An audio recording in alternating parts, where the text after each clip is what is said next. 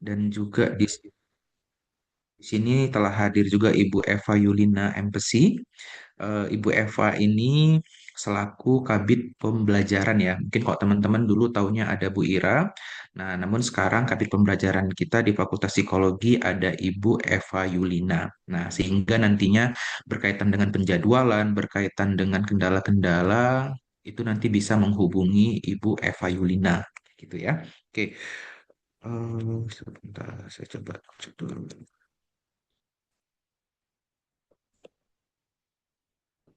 Oke, sepertinya kami saja. Sepertinya Bu Dekan, Bu Wakil Dekan tidak dapat hadir ya karena ada kegiatan ya. Oke, baik teman-teman sekalian, pertemuan kita pada pagi hari ini ya, singkat saja ya, sekitar membutuhkan waktu sekitar 1 jaman.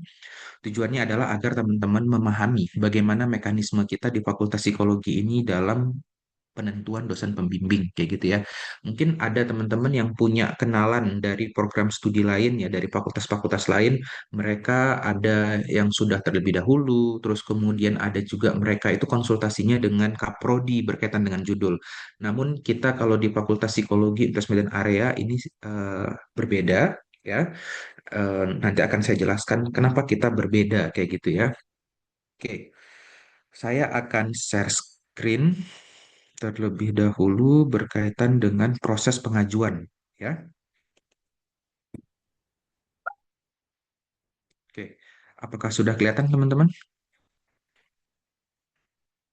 Ya, di sini letak perbedaan kita dengan program studi lain. Nah, sejak tahun 2024 di UMA itu menggunakan aplikasi Silima ya. Itu dapat teman-teman akses nantinya di silima.uma.ic.id. Jadi semua aktivitas kita itu bisa terdata di aplikasi Silima, baik itu bimbingan sampai dengan pengajuan sidang.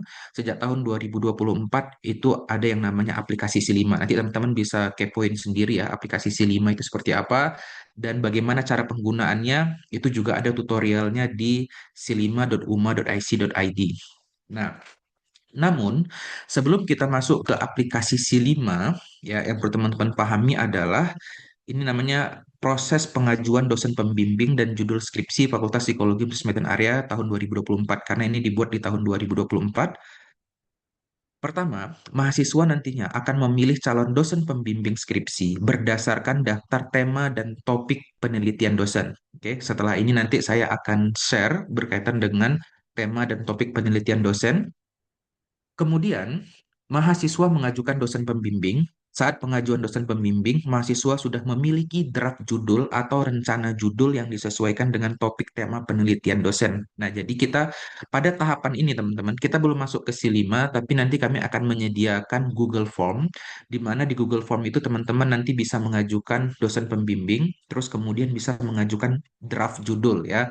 Kenapa saya buat draft? Karena nantinya teman-teman akan berdiskusi lagi dengan dosen pembimbing bisa jadi nanti akan direvisi, bisa jadi nanti akan diperbarui, atau tidak menutup kemungkinan juga teman-teman akan mengikuti penelitian payung dari dosen yang teman-teman pilih. Ya, penelitian payung itu kayak semacam ada satu topik ataupun satu variabel penelitian, terus kemudian dari satu variabel itu dikerjakan oleh beberapa orang sehingga menjadi satu kesatuan penelitian yang besar. Ya, itu tidak menutup kemungkinan. Makanya di sini dibuat lebih kepada draft judul. Oke. Nah, kalau seandainya di tahun lalu itu ada yang telat mengajukan dosen pembimbing karena dia belum tahu judulnya apa, padahal pada saat sosialisasi sudah disampaikan, cukup draft saja. Kalau seandainya draft pun teman-teman belum tahu, maka teman-teman setidaknya bisa menuliskan kayak semacam arahnya itu kemana, kayak gitu ya. Apakah ke pengen di setting pendidikan, setting PIO, setting klinis seperti itu. Walaupun sebenarnya teman-teman pada saat lulus dari sarjana psikologi itu belum ada peminatan khusus gitu ya. Jadi belum ada sebagai seorang sarjana psikologi pendidikan ataupun sebagai seorang sarjana psikologi industri itu belum ada gitu ya. Dan bahkan pada saat teman-teman masuk ke profesi saja saat ini profesi itu sudah general. Jadi general psychologist kayak gitu ya. Jadi pada dasarnya tidak ada peminatan khusus pada saat lulus tapi pada saat penelitian, setidaknya teman-teman nanti sudah tahu arahnya mau kemana, kayak gitu ya. Jadi kalau nanti yang belum tahu draft judulnya apa, bisa nanti teman-teman buat arahnya aja, apakah ke PIO, apakah ke pendidikan, seperti itu. Atau mungkin kemarin dosen metodologi penelitian juga sudah menyampaikan ada juga beberapa siswa yang sudah serius nih mengerjakan tugas metopelnya ya, metode penelitian kuantitatif ataupun kualitatif, dan itu ingin diteruskan, ya itu juga boleh seperti tahap 2. Oke. Setelah tahap 2, nah kita masuk ke kemari. Pengelola prodi akan memeriksa kesesuaian minat mahasiswa dan ketersediaan kuota bimbingan skripsi dosen. Nah, jadi teman-teman, terkadang itu kayak ada beberapa dosen favorit. Contohnya salah satunya ada Bu Eva ya. Bu Eva itu peminatnya itu bisa sampai 20-an ataupun mahasiswa. Kan nggak mungkin semuanya ke Bu Eva kayak gitu ya. Sehingga nanti akan dilihat lagi pertama kesesuaian judul teman-teman dengan kepakaran Bu Eva, terus kemudian siapa duluan nih, ya gitu ya. Itu nanti kan ada eh, apa ya istilahnya ya, ada waktu teman-teman submitnya kan akan terrecord tuh di Google Form. Nah, sehingga nanti kami akan mempertimbangkan lagi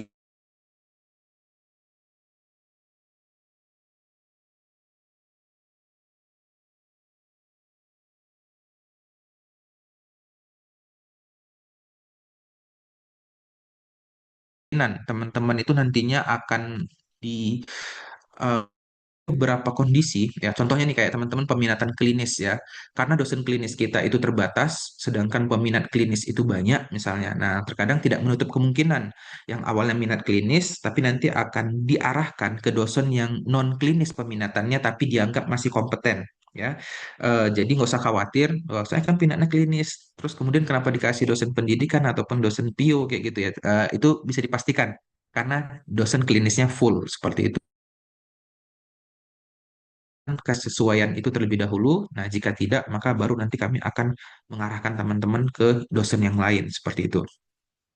Kemudian pengelola prodi akan mengumumkan dosen pembimbing skripsi mahasiswa. Nah, jadi teman-teman, pengumumannya ini nantinya di tahap yang keempat ini itu belum dalam bentuk SK final. SK final nantinya teman-teman akan dapatkan di C5 setelah teman-teman mengajukan judul ya. Jadi SK yang berlaku itu sorry, ini dalam bentuk SK juga ya, tapi ini kayak semacam SK sementara di mana di SK itu terdiri dari banyak mahasiswa dosen pembimbing seperti itu. Nah, sedangkan untuk ke sorry.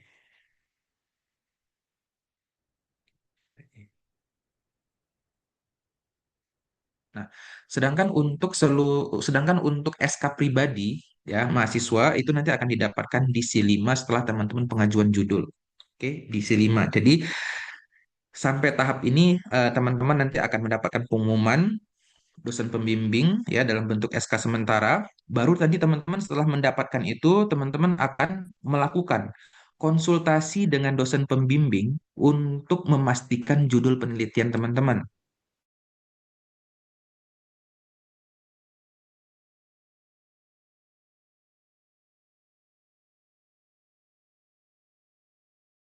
Nah, sehingga untuk memitigasi ataupun mencegah terjadinya apa namanya pergantian judul di C5, kita meminimalisir kayak gitu. Nah, maka yang bisa kita lakukan adalah teman-teman bisa bimbingan terlebih dahulu dengan dosen pembimbing untuk memastikan judul penelitian teman-teman.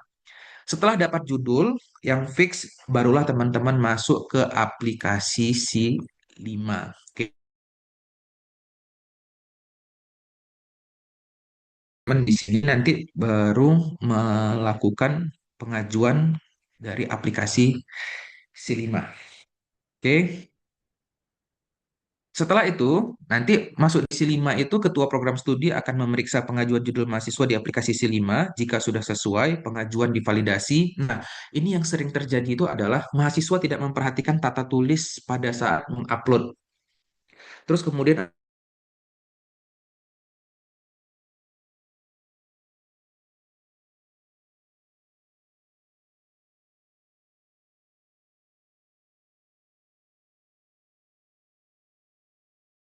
gunakan huruf kecil, kapan cetak miring kayak gitu. Nah, jadi untuk Untuk gampangnya itu teman-teman bisa ketik dulu di Microsoft Word atau teman-teman ketik dulu di handphone. Kalau seandainya mau melakukan pengajuan nanti melalui handphone, teman-teman bisa memperhatikan terlebih dahulu tata tulisnya. Setelah itu teman-teman copy paste ke aplikasi Silima sehingga tidak terjadi permasalahan tata tulis pada judul. Karena kalau teman-teman salah input dan di approve, maka judul itu untuk memperbaikinya, kita harus mengajukan lagi. Nah, jadi karena ini kontrol dari Silima itu bukan hanya berada di fakultas, tapi juga di universitas. Nah, maka harapan kami teman-teman perlu memperhatikan betul-betul sebelum submit. Oke, dan juga perlu diperiksa nih, dosen pembimbingnya sudah sesuai belum dengan yang dirumuskan di tahap keempat ini, pengumuman di tahap keempat. Oke, nah harapannya teman-teman, di tahun kemarin itu banyak tuh yang masuk ke C5 pada saat dia mau sempro dia baru masuk. Nah, harapannya teman-teman jangan situ mau sempro baru masuk ke C5. Nanti yang terjadi ketika teman-teman di situ mau masuk ke C5, di situ mau sempro, ya sedangkan ini prosesnya kan masih ada nih. Approval dari program studi, approval dari wakil bidang dari Bu Laili WD1, kemudian ada approval dari Bu Dekan. Nah, baru nanti masuk ke mahasiswa melakukan bimbingan proposal baru nanti ada SK keluar seperti itu. Nah, jadi harapannya teman-teman begitu dapat judul, teman-teman langsung masukkan ke dalam aplikasi C5 seperti itu. Oke. Nah, jadi pada saat teman-teman nantinya mau mengajukan sudah nggak nunggu-nunggu lagi nih, nunggu SK lagi, nunggu masuk lagi ke dalam aplikasi C5-nya. Nah, jadi begitu teman-teman sudah mendapatkan dosen pembimbing nantinya, begitu diumumkan, teman-teman bisa langsung bimbingan dengan dosen pembimbing, oke, baru masuk ke aplikasi Silima. Nah, ini yang perlu teman-teman pahami juga adalah syarat untuk masuk ke aplikasi Silima ini harus 110 SKS lulusnya terlebih dahulu dan lulus mata kuliah metodologi penelitian. Sehingga kalau teman-teman belum lulus itu biasanya nanti tidak akan bisa masuk ke aplikasi Silima kayak gitu ya. Nah, tapi meskipun demikian, teman-teman masih tetap bisa bimbingan dengan dosen pembimbing teman-teman sehingga nanti begitu lulus mata kuliah metodologi kuantitatif misalnya ataupun begitu lulus mata kuliah prasyaratnya, teman-teman bisa langsung mengajukan pengajuan seminar proposal seperti itu bisa mengajukan judul dan mengajukan seminar proposal. Oke, seperti itu tahapannya. Nanti ini akan kami share juga berkaitan dengan eh, tahapan-tahapannya ini. Jika nanti teman-teman ada kendala berkaitan dengan C5, teman-teman nanti bisa ada Bang Afif, ada Bang Imam, ada Bang Dian, ada Bang Riko, ada Bang Hafiz ya. Itu ada 5 abang-abang kita ya di Fakultas Psikologi yang bisa membantu teman-teman nantinya jika terjadi kendala. Tapi sih sejauh ini nggak banyak mahasiswa yang mengalami kendala karena aplikasinya cukup simple ya, tutorialnya juga ada. Namun jika teman-teman mengalami kendala nanti bisa menghubungi eh, Bang Imam seperti itu ya, ataupun abang-abang yang lainnya tadi. Oke, jadi inilah tahapan kita di Fakultas Psikologi. Ada beberapa fakultas itu konsultasi judulnya ini ya berkaitan dengan tahap limanya ini ya konsultasi judul itu dengan Kaprodi. Nah, tetapi karena kita membuat kepakaran dosen, nah, sehingga kita tidak eh, langsung saja dengan dosen pembimbing, tidak lagi dengan kaprodi seperti itu. Oke, jadi ini berkaitan dengan tahapan. Berikutnya yang akan kami share itu ada di bagian ini kepakaran dosen ya. Ini sudah kami perbarui sebagian ya dosen-dosen yang sudah update. Nah, jadi teman-teman di kepakaran ini ada 46 dosen yang bisa teman-teman pertimbangkan nantinya untuk menjadi dosen pembimbing ya. Tentunya ini semuanya memiliki kuota bimbingan yang bervariasi, tidak sama. Jadi maksudnya kayak gini teman-teman. Idealnya satu angkatan itu dosen itu membimbing 8 kayak gitu ya. Nah, jadi kalau seandainya ada mahasiswa yang belum lulus nih, angkatan di atas teman-teman angkatan 2023 kan. Nah, kalau ada angkatan 2022 belum lulus, misalnya ada di Bu Adelin ya, tahun lalu dia mendapatkan 8 anak bimbingan, tapi dari 8 itu baru lulusnya itu 4 ataupun 5. Maka ya yang bisa kami masukkan nantinya itu ya sisanya aja kayak gitu. Nah, jadi kalau seandainya banyak yang memilih Bu Adeline, nanti kami akan oper ke dosen yang lain. Nah, seperti itu. Atau misalnya kayak ke saya, dari delapan misalnya yang yang sudah lulus itu misalnya nanti ada tiga, maka yang bisa kami masukkan ke bimbingan saya itu hanya tiga orang saja. Nah, ini topik penelitiannya ya, teman-teman nanti bisa membaca pelan-pelan ya. Kami akan share ini sehingga teman-teman nanti bisa mempertimbangkan. Tadi karena di bagian bidang fokus dan juga kelompok dosen bidang keahliannya ini juga terbatas di bidang terutama di bidang klinis ya. Karena untuk pendidikan dan PIO itu ya bisa dikatakan banyak ya. Tapi untuk yang klinis ini relatif sedikit ya. Tapi meskipun demikian, dosen-dosen yang lain banyak kok yang menguasai klinis juga seperti itu ya. Jadi nanti teman-teman bisa baca eh, ini ada istilahnya KDBK, ini kelompok dosen bidang keahlian, terus kemudian ada bidang fokusnya, terus kemudian ada topik penelitian. Nah, memahami topik penelitian ini teman-teman, sebisa mungkin saat teman-teman itu memilih dosen itu ya topik penelitiannya sesuai lah kayak gitu ya.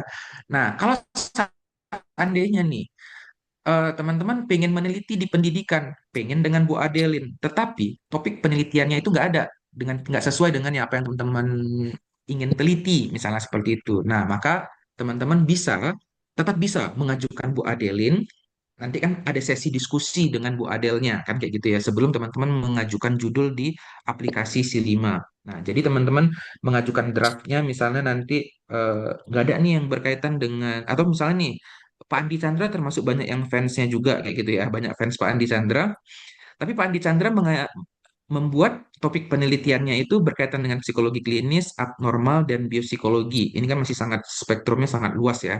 Tapi untuk hal-hal yang udah kayak spesifik nih misalnya nih peminat yang banyak juga di bidang PIU itu ada Pak Arif Fahrian misalnya. Nah, Pak Arif Fahrian ini membuat misalnya work engagement, komitmen organisasi, psychological capital, terus kemudian kepuasan konsumen, loyalitas konsumen dan lain-lain misalnya. Nah, jadi teman-teman yang ingin dengan Pak Arif tapi topiknya variabelnya ini nggak sesuai gitu. Itu tetap masih bisa memilih Pak Arif, nanti tetap akan dipertimbangkan lagi apakah memungkinkan atau tidak dibimbing oleh Pak Arif seperti itu.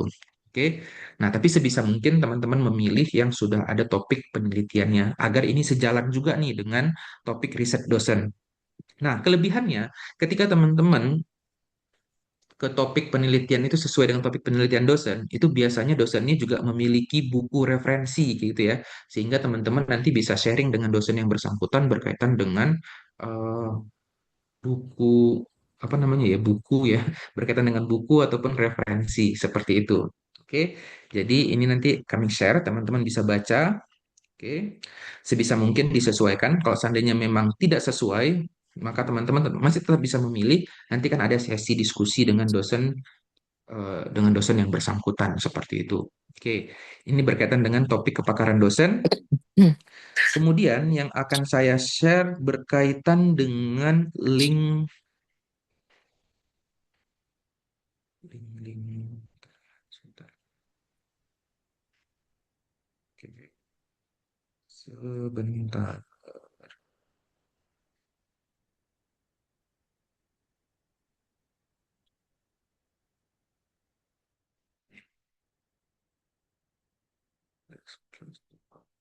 Oke.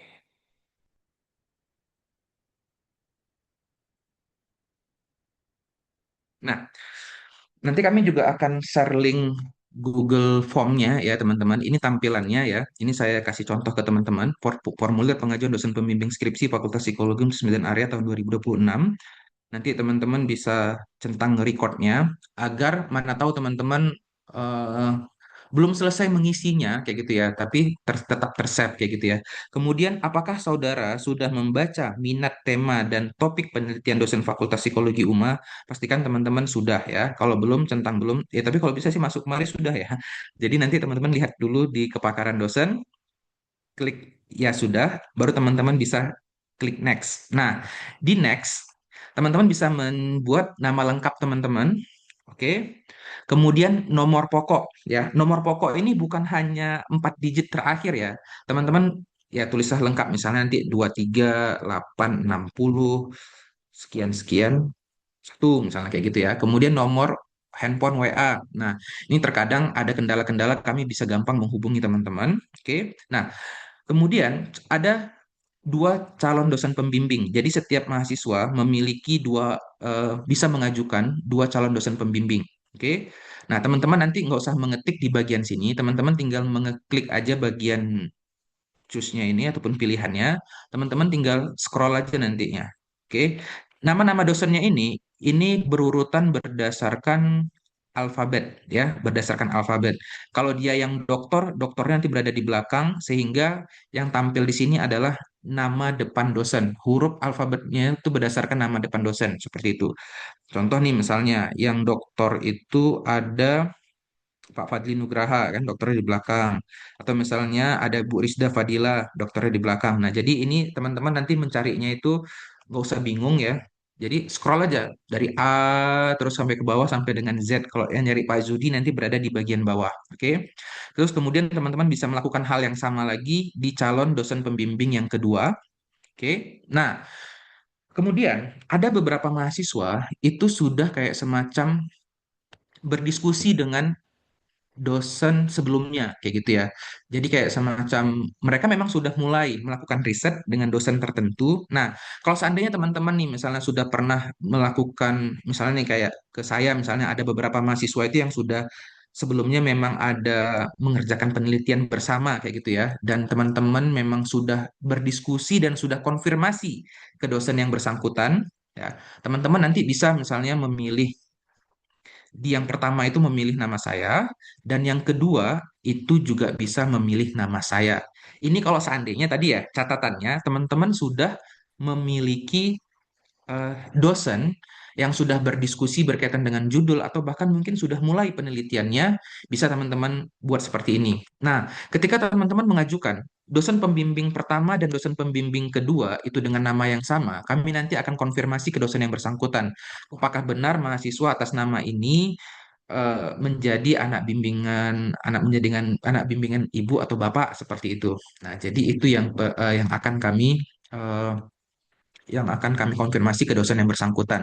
Tapi kalau seandainya teman-teman belum pernah diskusi dengan dosen pembimbing, ya, teman-teman wajib memilih di sini dua nama dosen, kayak gitu ya. Oke. Nah, kemudian ada draft judul atau rencana judul. Ingat ya teman-teman, yang namanya draft ini belum final. Sangat mungkin nanti berubah. Bisa jadi juga, ada yang kemarin itu mahasiswa tetap ngotot tapi tata bahasanya salah, pilihan redaksinya salah. Jadi yang teman-teman masukkan itu sifatnya masih draft, sangat mungkin berubah gitu ya. Jadi bisa draft judul pertama ataupun ada nanti draft judul yang kedua. Kecualinya adalah tadi mahasiswa yang memang sudah mulai melakukan penelitian dengan dosen tertentu. Nah, itu kalau seandainya memang sudah final judulnya itu sudah bisa dimasukkan judul finalnya seperti itu ya. Tapi kalau teman-teman yang belum tahu bisa buat draftnya saja. Jangan sampai teman-teman, karena kami agar teman-teman cepat dapat mendapatkan dosen pembimbing, kami nantinya hanya membuka dalam waktu 1 minggu pengajuan dosen pembimbing ini. Sehingga nanti teman-teman yang nggak tahu nih mau meneliti apa, mentok buntu kali lah kayak gitu ya. Teman-teman bisa aja nanti buat di sini nantinya berkaitan dengan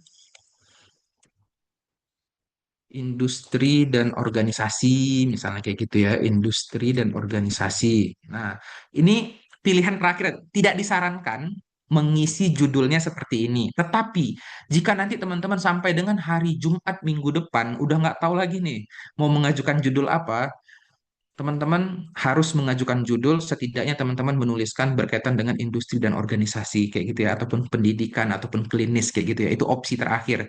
Kenapa? Karena ketika teman-teman nggak mengisi, kami close, nanti teman-teman akan terlambat mendapatkan dosen pembimbing. Ketika terlambat mendapatkan dosen pembimbing, ya terlambat juga nanti lulusnya kayak gitu ya. Jadi opsi terakhirnya udah mentok juga nih, nggak tahu mau meneliti apa, teman-teman bisa menuliskan berkaitan dengan topik tertentu aja kayak gitu.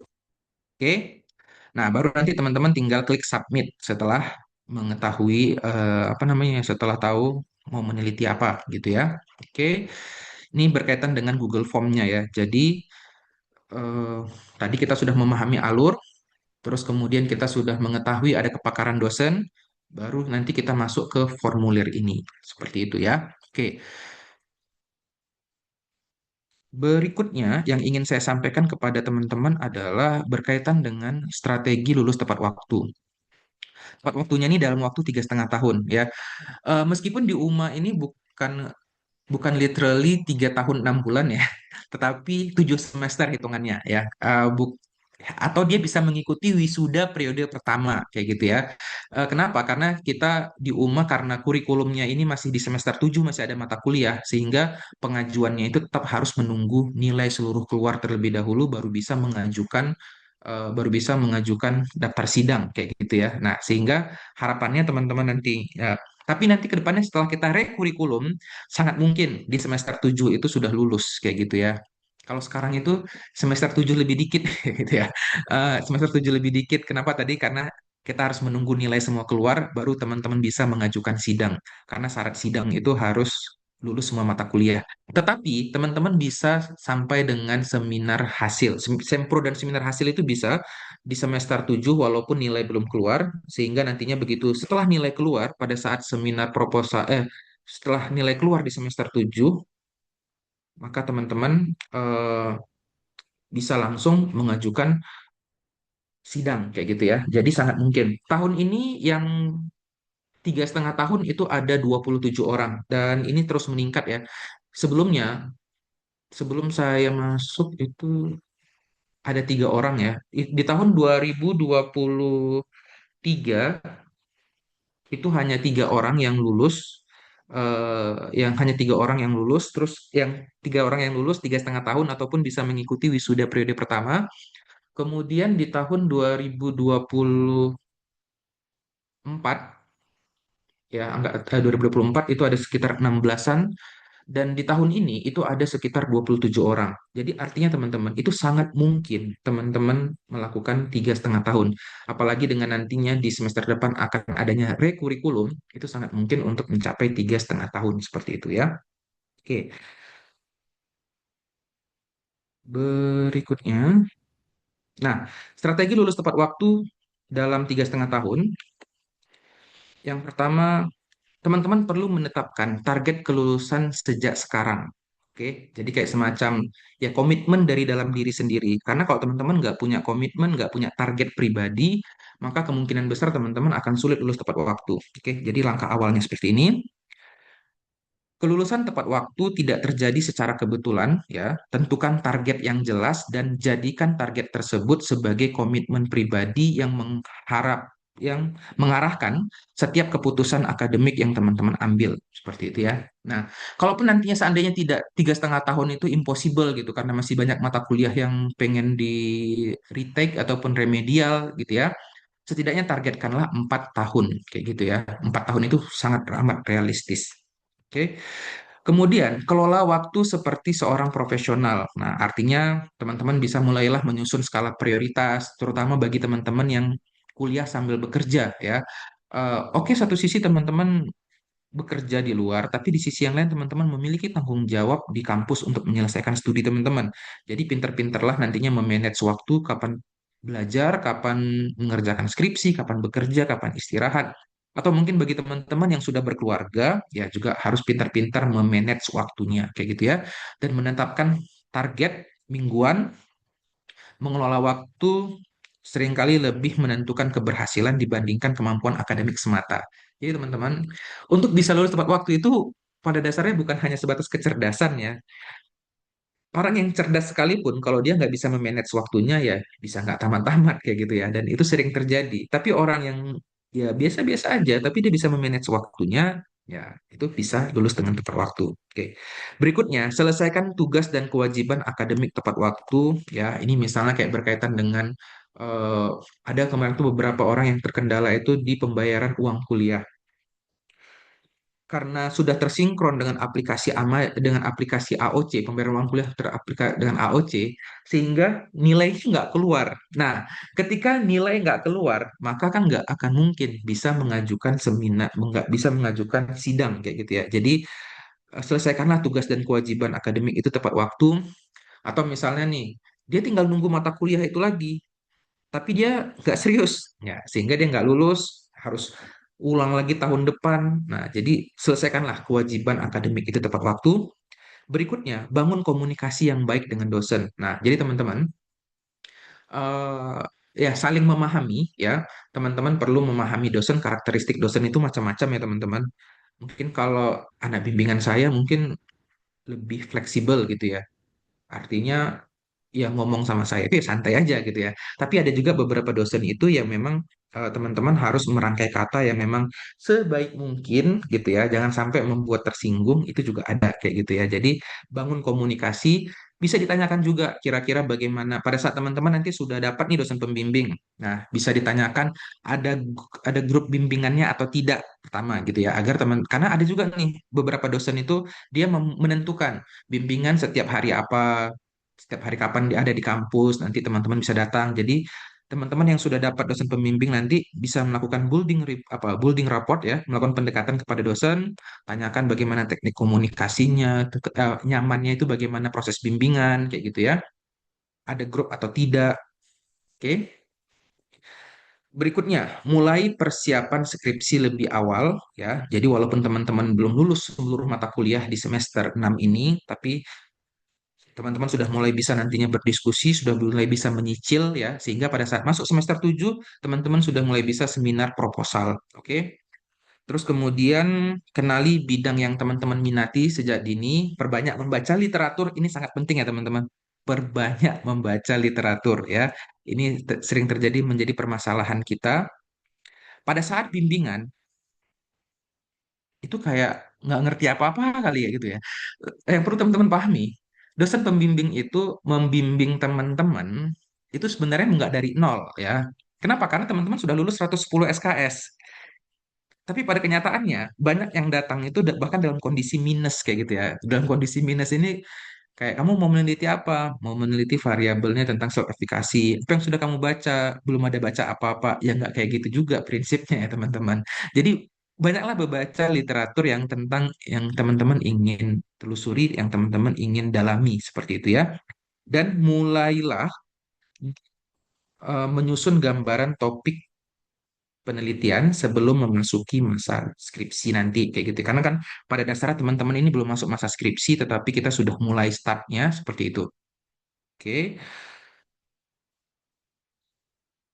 Nanti ini juga akan kami share kepada teman-teman sehingga teman-teman nanti bisa uh, review kembali ya. Jadi yang pertama ingat tetapkan target pribadi kelulusan sejak sekarang, kelola waktu seperti seorang profesional, kemudian selesaikan tugas dan kewajiban akademik tepat waktu. Kalau ini tidak tidak teman-teman lakukan ya, kemungkinan teman-teman bakal telat selesainya. Bangun komunikasi yang baik dengan dosen, terus kemudian mulai persiapan skripsi lebih awal. Oke. Berikutnya, teman-teman,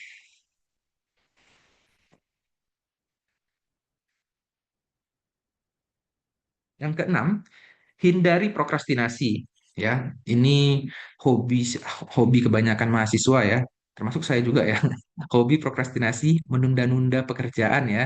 Menunda pekerjaan adalah salah satu penyebab utama keterlambatan studi. Biasakan mengerjakan hal penting meskipun belum sempurna ya. Jadi terkadang orang prokrastinasi ini untuk mencapai kesempurnaan ya. Jadi teman-teman, tidak perlu sempurna, yang penting tidak salah ya. Kalau sempurna itu kan kayak perfect kayak gitu ya. Nah, nggak harus perfect-perfect kali, tapi yang teman-teman kerjakan itu nggak salah juga kayak gitu ya. Yang terpenting itu ada progresnya. Kayak sekarang nih ada mahasiswa saya itu nggak selesai-selesai ya, padahal dia pintar ya. Tapi karena dia mencari kesempurnaan, bahkan dia sampai mengolah data ulang, ngambil data ulang kayak gitu. Itu kan sebenarnya kayak hal-hal yang sebenarnya tidak terlalu dalam untuk S1 kayak gitu ya. Tidak harus sempurna, tapi jangan salah juga kayak gitu ya. Jadi yang penting teman-teman berprogres, buat target, jangan menunda-nunda. Nah, itu tadi yang prokrastinasinya karena kesempurnaan. Ada juga nih prokrastinasinya itu karena malas, karena kerja, terus kemudian karena hal-hal lain nggak bisa manage waktu. Nah, itu hindari prokrastinasi. Oke. Nah, yang ketujuh, ini sangat penting teman-teman. tidak menutup kemungkinan nantinya pada saat teman-teman mengerjakan skripsi ini disuruh revisi, disuruh revisi, belum dapat masalahnya dan lain-lain. Maka teman-teman butuh teman curhat ya. Manfaatkan dukungan teman sebaya ya. Jadi kayak semacam ya biasanya mahasiswa itu sudah punya circle-nya masing-masing kayak gitu ya. Ada satu circle itu 2 orang, 3 orang, 7 orang, bahkan ada yang satu circle itu 10 orang ya. Itu teman-teman manfaatkan dan saling support ya dan saling apa ya saling menguatkan lah kayak gitu. Oke, lingkungan yang positif dapat menjadi sumber motivasi, tempat berdiskusi sekaligus pengingat ketika semangat mulai menurun ya. Jadi misalnya nih kayak lihat, wah teman-teman satu gengku udah pada sempro nih, aku belum. Teman satu gengku udah eh, teman satu gengku udah sidang, masa aku belum, misalnya kayak gitu ya. Itu kan bisa menjadi motivasi positif bagi teman-teman. Oke? Nah, dan kemudian kalau bisa ya saling bantu juga gitu ya. Kalau ada yang satu membutuhkan pengambilan data, ya, bantulah. Atau kalau teman-teman yang penelitiannya itu variabelnya sama, ya mungkin bisa sharing referensi seperti itu. Oke? Kemudian aktif mengembangkan kompetensi diri, ikut pelatihan, seminar, sertifikasi atau pengalaman magang yang relevan ya. Mungkin nanti sudah mulai banyak mata kuliah yang kosong ya. Selain memperkaya pengalaman, hal ini juga menjadi bekal memasuki dunia kerja bagi teman-teman. Oke. Berikutnya, jaga kesehatan fisik dan mental ini sangat penting karena ada beberapa kasus karena skripsi dia tipes kayak gitu ya. Karena skripsi dia tipes, karena skripsi dia depresi, itu real ya, ada. Bahkan ada beberapa kasus di Jawa sana karena skripsi dia bunuh diri itu ada juga gitu ya. Jadi jangan sampai hal itu terjadi. Nah, kalau seandainya teman-teman nantinya udah merasa nggak nyaman dengan dosen pembimbing, udah nggak bisa diselesaikan, teman-teman bisa melapor kepada saya ataupun kepada Bu Eva ataupun kepada Bu Yunita selaku WD3 bidang kemahasiswaan ataupun kepada Bu Laili Alvita selaku wakil dekan gitu ya. Nah, kalau ke Bu dekan kayak mana? Ke Bu dekan kalau seandainya teman-teman merasa nggak selesai di level kami, ya barulah ke Bu dekan ya karena Bu dekan sudah banyak banyak pikiran dia tanggung jawab yang lebih besar. Jadi untuk berkaitan dengan mahasiswa bisa tadi pilihannya ke kami terlebih dahulu ya. Terutama yang di level prodi itu ada saya dan Bu Eva. Kalau nggak selesai di level saya dan Bu Eva berkaitan dengan tugas akhir, teman-teman bisa naik ke level Bu Yunita dan juga Bu Laili. Kalau nggak selesai juga di level Bu Laili dan juga Bu Yunita, barulah teman-teman nanti naik ke Bu Aisyah gitu ya. Jadi jangan jangan merana sendiri gitu ya. Jangan jangan jangan bingung sendiri kayak gitu ya.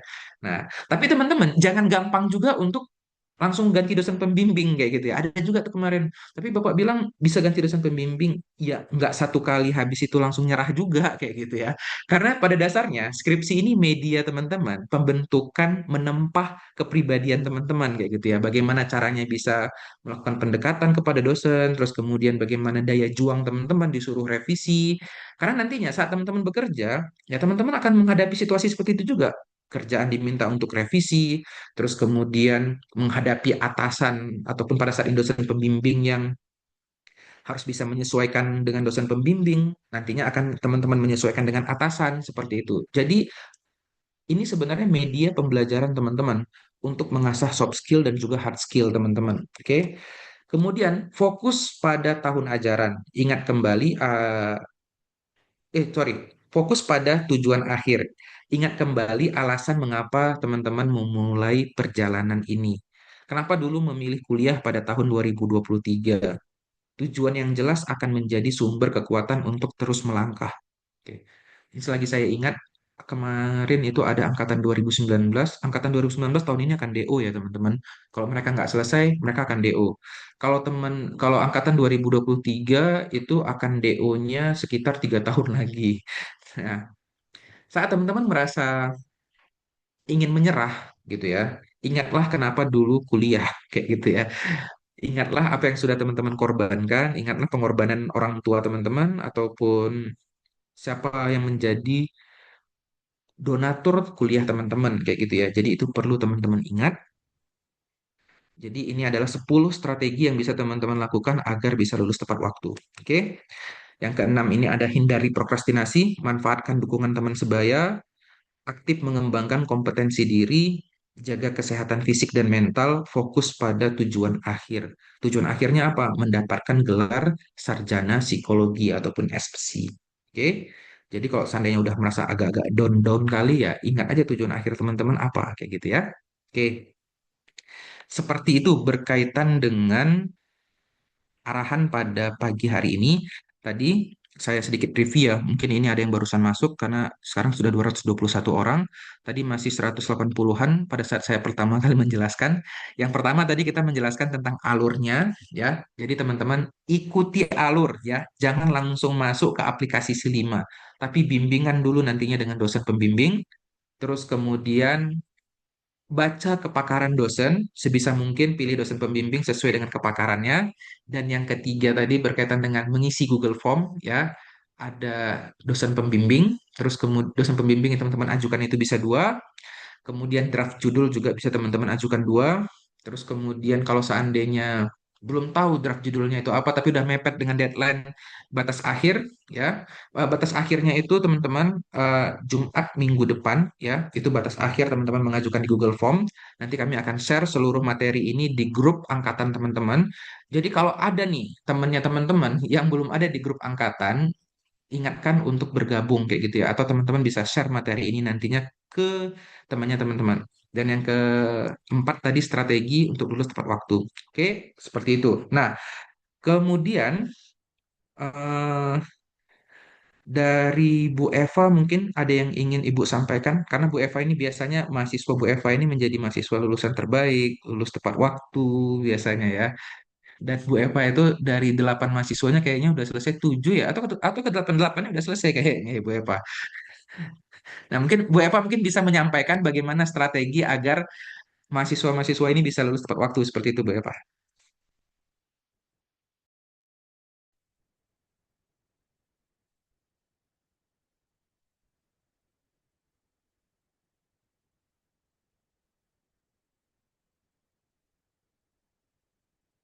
Izin Bu Eva, maaf Bu Eva, nggak kedengaran Bu. Ini di punya saya saja atau di yang lain juga ya? Ya, belum belum kedengaran Bu Eva. Sebentar, Pak. Oke, ya. Lagi dibantu Bang Abis. Bisa, bisa, bisa, bisa. Tolong dibantu ya Bang Apis. Cek, cek, cek, cek, cek, cek.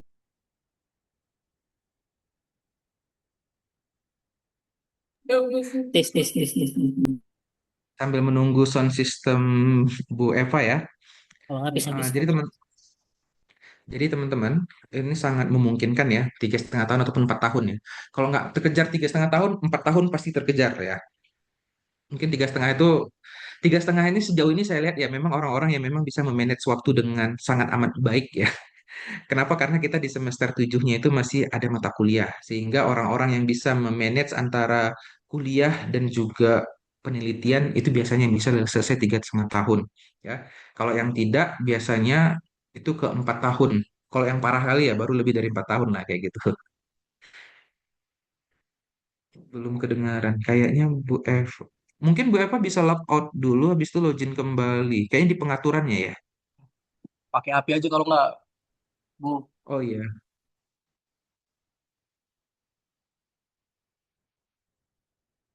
Oke, ini ada yang nanya di hari apa ya? Hari ini akan di-share semuanya ya. Nanti akan di-share Bang Imam ataupun Bang Dian di grup teman-teman ya.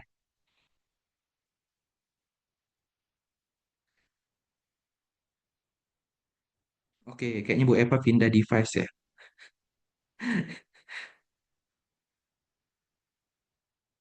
Dari Jafar ya. Nanti akan di-share hari ini ya.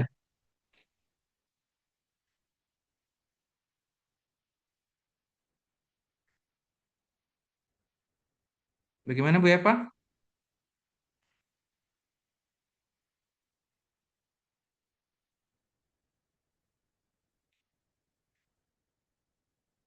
Belum kedengaran Bu.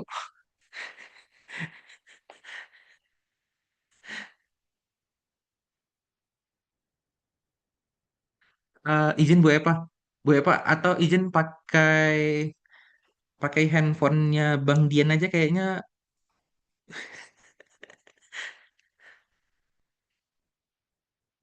Ya, oke, teman-teman sambil nunggu ya. Nanti ya teman-teman, kalau ada kendala, jangan segan-segan untuk menghubungi kami ya, karena banyak itu kayak semacam, takut jumpa Pak Fadil, Pak Fadil, eh, takut jumpa Pak Fadil, kayak itu misalnya. Kalau teman-teman takut jumpa saya, teman-teman bisa jumpain Bu Eva. Kalau takut jumpa kami berdua, silahkan jumpain. Oh, ini udah bisa ya. Nah, jadi teman-teman, kalau ada kendala, silahkan didiskusikan dengan kami ya. Tapi jangan juga nggak ada hardiness-nya gitu loh. Nggak ada hardiness-nya itu kayak begini. Oke, Bu Eva sudah bisa ya. Oke, silakan Bu Eva. Oke, baik. Terima kasih Pak Fadil. Baik, ini untuk anak-anak semua ya. Mungkin yang sudah masuk ke kelas Ibu, selalu Ibu ingatkan dan kasih motivasi buat kalian, di mana bahwasanya di dalam penyusunan skripsi ini, kita itu harus mempunyai hati yang apa ya namanya ya, tenang gitu ya, jangan merasa cemas ataupun yang lain-lainnya. Nah, ini juga kepada semua anak-anak ibu yang di kelas manapun itu, di angkatan 23, ketika kamu menyusun skripsi itu, yang pertama itu hati kamu tenangkan dulu gitu ya. Jangan pernah terdistraksi itu oleh ucapan-ucapan misalnya kakak-kakak kelasnya, cutting yang bilang misalnya si dosen A begini, si dosen I begitu gitu ya. Karena itu nanti akan berpengaruh di dalam penyusunan skripsi anak-anak semuanya ya. Karena kebanyakan kasusnya seperti itu Pak Padil gitu ya. Karena mereka bilang bahwasanya ini Bu kata cutting, ini kata cutting dosen si ini nggak enak gitu. Belum tentu ya. Mungkin bisa jadi kebetulan hubungan dengan kakak cuttingnya itu tidak bagus, belum tentu tidak bagus dengan kamu, ya kan? Mungkin dengan cuttingnya itu tidak berjodoh, kemungkinan besar berjodoh dengan kamu. Eh, Pengalaman dari anak-anak bimbingan saya sebelumnya itu sebenarnya bukan pilihan dan mereka itu sebenarnya terdampar kata ininya ya. Ibaratnya mereka itu bukan pilihan utama dan pilihan keduanya itu bukan dengan ibu gitu ya. Tapi tiba-tiba mungkin karena tadi sudah dijelaskan Pak Padil bahwasanya setiap dosen itu mempunyai kuota. Kemungkinan nanti kalau misalnya pilihan anak-anak itu semuanya tidak sesuai dengan ekspektasi kalian, jangan berkecil hati karena belum tentu nanti ke dosen yang akan dipilihkan ataupun akan dibagikan oleh fakultas itu tidak berjodoh dengan kamu. Contohnya mungkin Ibu bisa ambil misalnya Bang Sutan ya, Sutan yang angkatan 20 ya Pak Padil ya, yang komlet ya, yang lulus 3,5 tahun, itu sebenarnya pilihan utamanya itu bukan sama Ibu, bahkan dia tanda tapi tidak kenal gitu dalam arti ibu belum pernah masuk ke kelasnya tapi berjodoh gitu ya kan karena ini akan kembali lagi kepada kalian ya kemudian jangan menunda-nunda ya kan jalin hubungan komunikasi yang baik dengan dosen ya.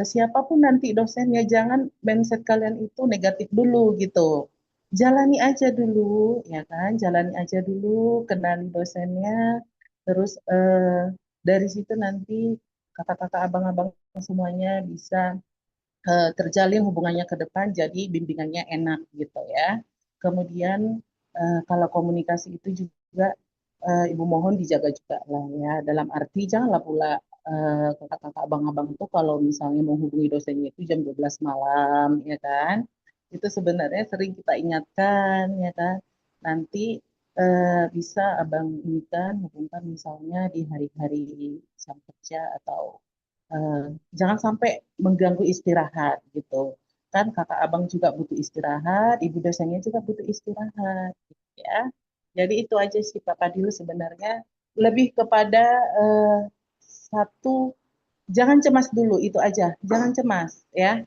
karena kita ini bukan menciptakan teori ya kita ini mau menguji teori kalian itu kan level 1 S1 itu kan masih menguji teori jangan bukan menciptakan jadi yang penting literasinya diperbanyak jangan menunda-nunda seperti yang dibilang Pak Padil karena bimbingan anak ibu seperti itu semuanya Harus ada planning. Gitu nanti nama dosen sudah terdata, buat catatan ya.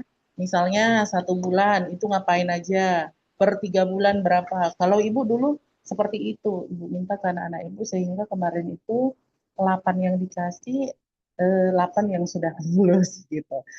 Karena itu kembali lagi ke diri kamu. Dosen itu hanya sebagai mensupport kamu, tapi kalau misalnya dosennya yang support tapi kamu yang malas, ya sama dengan. Jadi harus saling. Itu ya Pak Fadil. Jadi buat anak ibu semangat, jangan cemas. Pikiran-pikiran yang tentang mindset-mindset ini gini, ini hilangkan aja itu, nggak ada itu semua.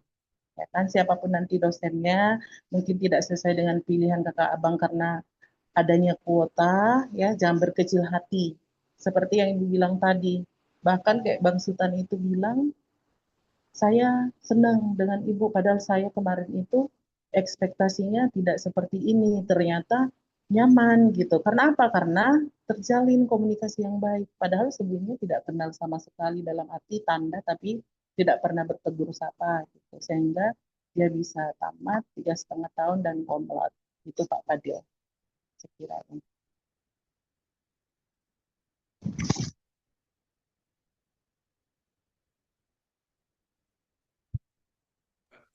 Oke, sudah Bu Eva? Ya, sudah itu aja sih Pak Oke, ya dari baik. saya. Terima kasih Bu Eva. Ya, eh, oke. Ini ada pertanyaan. Pak Bu, izin bertanya, jika belum mengambil mata kuliah seminar proposal semester 6, apakah udah bisa juga isi JPOM? Jawabannya bisa ya teman-teman ya. Jadi teman-teman yang belum mengambil mata kuliah seminar di semester 6 bisa mengisi JFOM. Jadi yang mengisi JFOM ini adalah seluruh mahasiswa angkatan 2023 gitu ya. Nah, jadi yang belum apa tidak masalah, nanti bisa di semester 7 nanti memprogram mata kuliah seminar. Apakah sudah mulai bisa bimbingan nanti begitu ada dapat SK sementara? Jawabannya bisa ya teman-teman. Nah, yang tidak bisa itu teman-teman mengajukannya itu di semester 6 ini karena belum diprogram. Tapi teman-teman sudah mulai bisa nih, mulai bimbingan pada saat liburan nanti teman-teman bimbingan, begitu masuk di semester 7 teman-teman program ambil KRS, teman-teman sudah bisa langsung mengajukan seminar proposal gitu ya. Jadi yang belum mengambil mata kuliah, yang belum mengisi, yang mengambil seminar proposal di semester 6 bisa, dan banyak yang belum mengambil ya, dan memang biasanya semester 6 itu belum diprogram, tapi memang ada beberapa yang memprogramnya seperti itu. Jadi tidak masalah. Dan untuk yang belum mengambil nanti skenarionya itu bisa jadi sama kok dengan yang udah mengambil ya. Karena syarat untuk bisa mengajukan itu kan setelah lulus 110 SKS. 110 SKS itu baru bisa lulus ketika teman-teman sudah selesai di semester 6 kayak gitu ya. Jadi sangat memungkinkan teman-teman untuk tepat waktu ya. Jadi nanti semuanya mengisi ya link yang sudah diberikan. Tidak usah khawatir karena tujuannya memang untuk membantu teman-teman bisa lulus lebih cepat lagi. Dan skripsi ini teman-teman, kok teman-teman serius mengerjakannya, 3 sampai 4 bulan itu selesai kayak gitu ya. Ketentuan yang perlu teman-teman perhatikan itu ada jarak ya antara seminar proposal ke seminar hasil itu idealnya sekitar 2 bulan karena ada penelitian terbit ada penelitiannya kayak gitu ya. Kemudian jarak seminar hasil ke sidang itu bisa dalam waktu kurang dari 1 bulan teman-teman ya. Jadi sangat mungkin dalam waktu 4 bulan itu teman-teman fokus. Bulan pertama fokus proposal, daftar sempro, terus kemudian penelitian sekitar 2 bulanan, terus kemudian olah data dan lain-lain. Di bulan berikutnya teman-teman daftar semhas. Setelah daftar semhas, teman-teman 1 minggu kemudian, 2 minggu kemudian teman-teman daftar sidang itu sangat memungkinkan kayak gitu ya. Oke, Eh, sebelum saya lupa, eh mungkin Bu Eva ini ada kegiatan konseling ya. Bu Eva mungkin kalau sudah selesai boleh izin nggak apa-apa Bu ya. Kasihan Iya kliennya Pak nanti ya Bu. Fadil, Ya, siap semuanya. ya. Assalamualaikum. Waalaikumsalam. Sedikit teman-teman. eh Tadi saya hampir lupa. Ini ada jadwal tentatif ya teman-teman. Ini berdasarkan yang tahun lalu ya. Ini berdasarkan tahun lalu. Nah, ini perlu teman-teman cermati karena ini suratnya juga 1 Oktober. Nanti untuk yang teman-teman akan dikeluarkan pada saat eh, di tahun 2026 ini gitu ya. Ini sekedar gambaran saja. Ketika teman-teman nantinya ingin wisuda di periode satu ataupun periode 2 tahun depan ya, ini adalah gambaran-gambarannya ya. Jadi kalau seandainya teman-teman nantinya mau wisuda di periode pertama di sekitar Oktober 2026 itu teman-teman sudah bisa mengajukan seminar proposal paling lambat. Seminar hasilnya di Desember, terus kemudian 31 Januarinya itu sudah bisa penyerahan berkas usulan ujian sidang kayak gitu ya. Ini kok teman-teman mau wisuda di periode pertama. Wisuda periode pertama kita tuh Juni. Sekarang nanti kita wisuda di tanggal 27 Juni. Oke. Kemudian kalau seandainya teman-teman nggak terkejar yang di sini, teman-teman bisa mengejar di yang periode kedua. Oke. Di periode kedua itu April pengajuan seminar proposal yang paling lambat. Seminar hasilnya itu Juni dan sidangnya itu di Juli. Oke, tanggal ini tentatif ya teman-teman. Ini ada keterangan tentatifnya. Jangan bilang nanti, wah kemarin tapi dibilang bisa. Enggak, itu tentatif berdasarkan kalender akademik. Ini sekedar ada gambaran bagi teman-teman aja. Jadi kalau yang mau wisuda periode pertama, sekarang masih bulan Juni ya teman-teman. Awal perkuliahan semester 7 itu nanti di bulan 9 ya. Jadi nanti begitu 9 ngambil KRS langsung daftar seminar proposal ya, itu bisa ya. Makanya nih teman-teman nanti bisa mulai mencicil bimbingan, mulai mencicil diskusi dengan dosen pembimbing. Nah, tentunya nanti setelah selesai ada SK sementara ya kayak gitu. Oke. Kemudian targetkan Desember, Januari itu sudah pendaftaran sidang kayak gitu. Oke. Sebenarnya itu saja yang ingin kami sampaikan kepada teman-teman ya. Tadi yang disampaikan Bu Eva tadi berkaitan dengan asumsi-asumsi dengan dosen-dosen tertentu ya. Itu coba dijirokan terlebih dahulu. Bisa jadi juga orang yang punya pengalaman buruk itu mungkin kan di sini ada yang pernah saya gas kayak gitu ya. Ada juga pernah saya puji mungkin ataupun ada yang hubungannya baik dengan saya. Nah, dia kan sangat subjektif ya pengalamannya. Kenapa saya bisa ngegas kayak gitu misalnya? Ya, mungkin karena nggak sesuai dengan ekspektasi saya ataupun terlalu terlalu jauh dari ekspektasi saya kayak gitu ya. Tapi ada juga kok yang sesuai ekspektasi saya hubungannya baik dengan saya kayak gitu ya. Jadi harapannya eh, siapapun itu semoga itu yang terbaik untuk teman-teman ya. Sebisa mungkin kami akan menentukan sesuai dengan pilihan teman-teman. Jika tidak nanti kami akan offer ke dosen yang lain. Oke. Semuanya nanti boleh mengisi, tidak harus yang sudah mengambil mata kuliah proposal saja ya. Cuman kelebihannya yang udah proposal ini bisa mungkin lebih cepat ya mendaftar sempronya kalau seandainya memang dia bisa mm, bisa mengejar dalam waktu beberapa minggu ini untuk selesai proposalnya kayak gitu ya. Oke, seperti itu. Sudah 10 lewat 7 ya, karena tadi ditargetkan itu hanya 10.00 ya. Oke, teman-teman semuanya, nanti akan kami share informasi-informasi tadi. Jadi teman-teman bisa pelajari lagi pelan-pelan dan untuk deadline-nya itu di hari Jumat tanggal 19. Kalau bisa teman-teman semuanya sudah mengisi Google Form karena setelah itu nanti kami akan menentukan lagi. Menentukan itu juga sangat lama, teman-teman ya. Prosesnya itu bisa sampai 1 dengan 2 minggu. Nanti dari saya dan Bu Eva, dari saya dan Bu Eva nanti di-review lagi sama Bu Dekan. Review sama Bu Dekan nanti baru kami bisa mempublish ke teman-teman kayak gitu. Jadi semakin cepat kita menyelesaikan ini, teman-teman ngisi G-form, kita tutup nanti di Jumat. Semakin cepat kami analisis dan cepat juga teman-teman mulai bisa bimbingan seperti itu ya. Oke, kita akhiri saja. Tadi juga sudah di-record ya bagi teman-teman yang nanti bisa mempelajari lagi materi-materi yang sudah kami berikan. Terima kasih atas kehadiran teman-teman. Ada 212 dikurangi abang-abang IT ya. Abang-abang IT sekitar berapa ya? Abang-abang IT ada 5 ya. Eh, Mungkin di sini yang hadir ada sekitar 207 ada ya, 207. Oke, terima kasih. Sampai jumpa di lain waktu. Semoga bisa lulus tepat waktu ya. Oke, Terima kasih, Pak. ya sudah boleh lip ya.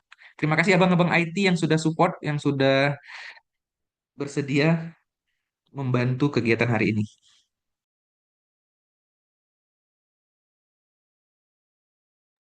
Tes, tes, tes, tes, tes.